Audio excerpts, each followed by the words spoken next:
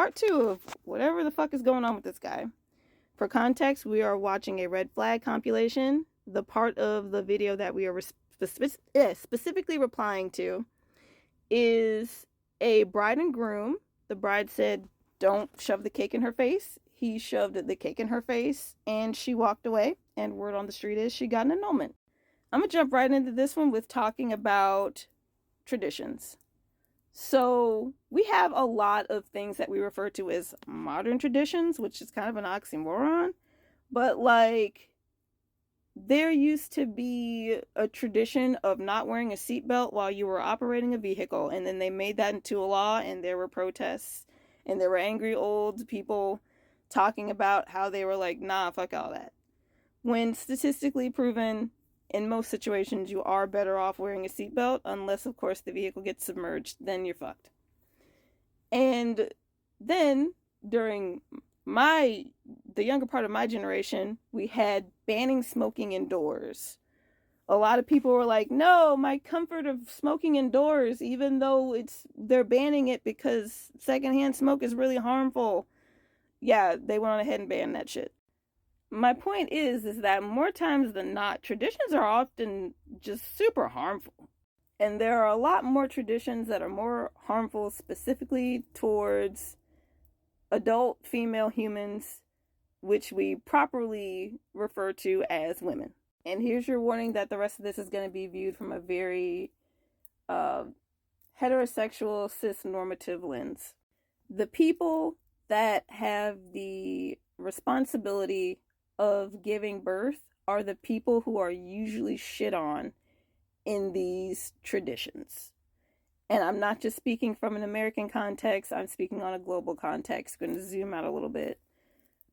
Rarely under any patriarchal society are there any traditions that benefit people with the responsibility of giving birth.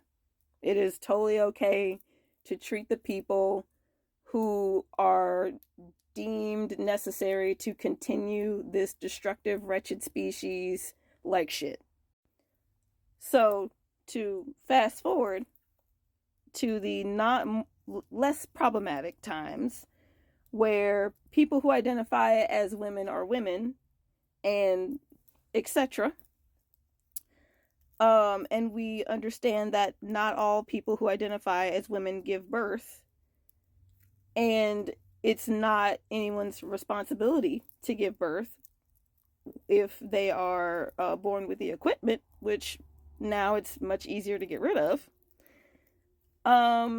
It's less okay to treat people like shit, because now we understand that we don't have to do anything we don't want to do. And that comes with not getting a cake smashed in your face at a thing that got a lot of money, time, and energy put into it in front of friends and family. Go figure.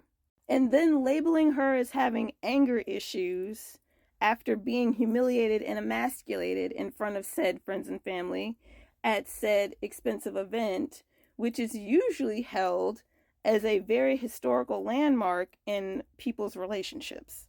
And I say that for both people. It is also a historical landmark event in his relationship with her that he decided to end by violating her consent.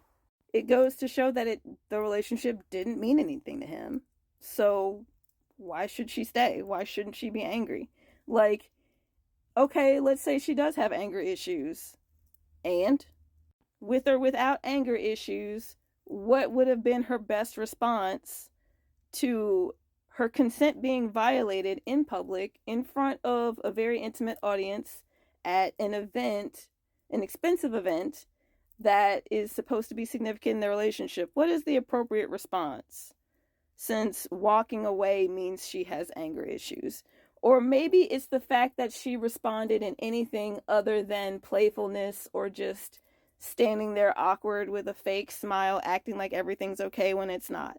Now, this particular guy claims that he's been married for a long time.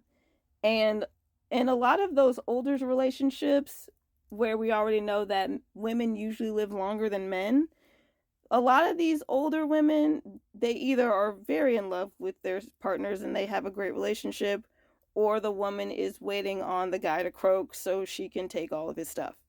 A lot of these women are waiting on their retirement eras to start when that will and that old pension and all that kicks in. But in a modern era where everyone is expected to work, no, we don't have time for that, because everyone, including women, everyone regardless of gender, is building their own. And there is no dependency on one gender or another or anyone's role for people to have their independence. In a world where it's easier to hold men accountable because women don't legally have to lean on men anymore, more women are going to be seen as having anger issues for not tolerating incompetence and mistreatment. And I think that's a good place to stop. So I'll see y'all later.